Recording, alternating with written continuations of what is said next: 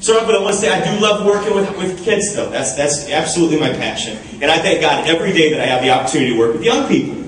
And as I come to these things, I always like to give you some perspective, though, on what it's like to be your principal or what it's like to be your teacher. Okay? Because I see all of you dressed up here today, and y'all look so pretty and nice. Everybody's all dressed up. You know, the gentlemen got on their nice pants, right? Everybody's looking really sharp. The thing is, I remember what it was like when y'all were in middle school. You guys remember middle school? Okay. Yeah, I was a middle school principal before I became a high school principal. And one of the things I noticed about middle school is it was just totally different. You know, middle school kids are great. I mean, they look different. You know, the little boys in middle school, they're about this tall, right? They got the big ears, big feet, big hands. They look like puppies. They don't quite fit in yet, you know. And one of the things that happened when I was a middle school principal right away is they told me that I needed to watch a dance. We were going to have our very first middle school dance. Now, how many of you remember your very first middle school dance? Yes. Gentlemen, that dance was not nearly as important to you as it is to the ladies that are in middle school. I'm telling you, they take it serious. And I remember our teachers walked up to me and they said, Mr. Mauser, as the principal, I want you to know we've got to have a meeting with these students to let them know what expectations are before the big day. I'm thinking, expectations for a dance? Things must have changed, right? Because it wasn't really like we had to have expectations before our middle school dance back in the day, but that's cool. So what I had to do is we went in to meet with our 6th grade students prior to them having their very first dance, okay? The ladies, all of our lady teachers, they took all of our 6th grade ladies into a room to talk about expectations and what to expect. My job was to work with the 6th grade boys. Okay?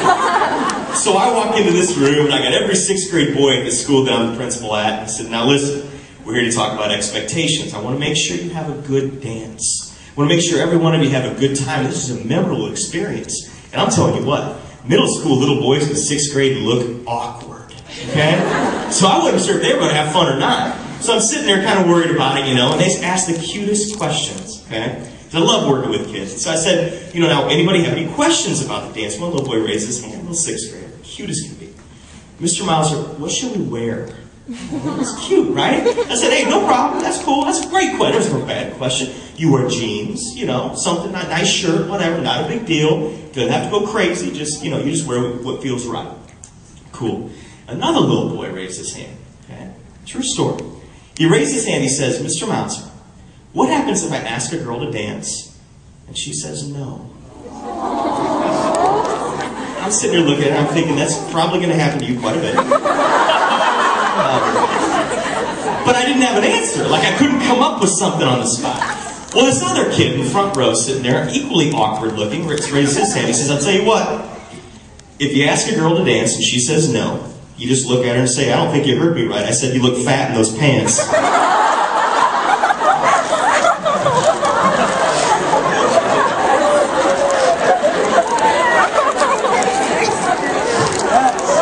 That's what I thought to myself. I think these kids are going to be fine.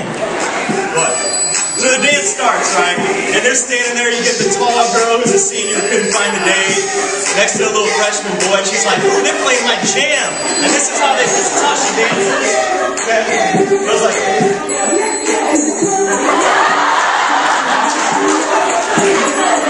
right? And then you got Michael as a freshman standing behind him like this. What?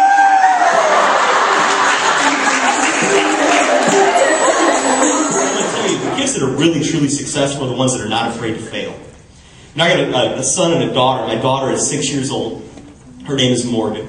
I have a little boy, he's 3.5. His name is Brady, and he's our wild man. Okay? Not too long ago, they're playing on my parents' farm, and they find a turtle.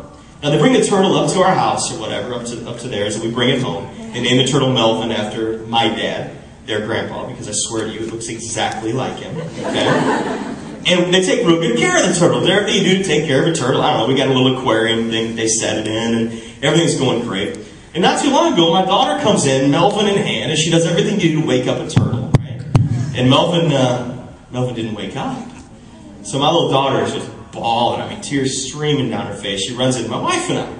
All right, it's a sad moment, okay? So she's standing there with this turtle in her hand, and she says, Daddy, Melvin's dead. And I'm like, oh, I'm a soft guy, you know. So I look down and I said, I tell you what, we'll have a funeral for Melvin. That ought to make you feel better, right? Well, it didn't work at all. Brady and Morgan just keep bawling. Well, pretty soon my wife chimes in. She said, I'll tell you what, after the funeral, we'll bake a cake, okay, and we'll eat that. That ought to make you feel better. Now, y'all can look at me and tell I was cool with that right from the start, okay? Dead turtle, get a cake, sweet, okay? Both of them kept crying. Pretty soon I decided I'd go ahead and drop the bomb. Well, man, that doesn't matter. I said, you know what? After we finish with the funeral, and after we're done with that cake, we're going to run out and buy you a brand new puppy dog, okay? Now, right at that point, my daughter, Morgan, she stopped crying. She started smiling. And it was right at that time that Melvin's ugly head creeped out of that little shell. Morgan looked down at that thing, looked up at me and said, Daddy, can we kill Melvin? So we did. No, I'm kidding. I'm kidding. That part's not true.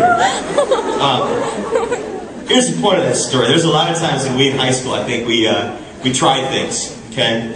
And I think the kids that are successful realize, you know what, you're going to fail at a million things before you get really, really good at something. And I'm going to tell you from personal experience, you cannot be afraid to fail.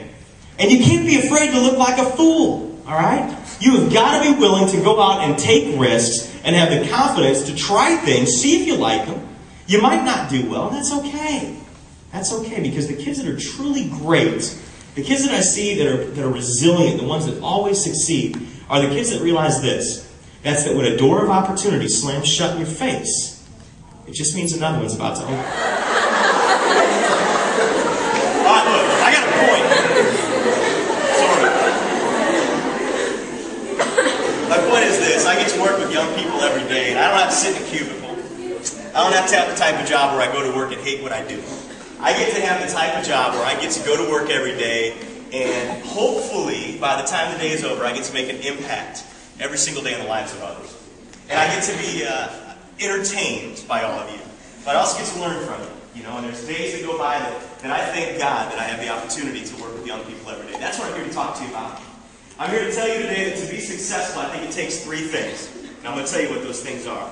And in working with young people and speaking to thousands of different kids and adults over the past 10 years, I can tell you there's some things that kids that flat out get it do differently than kids that don't.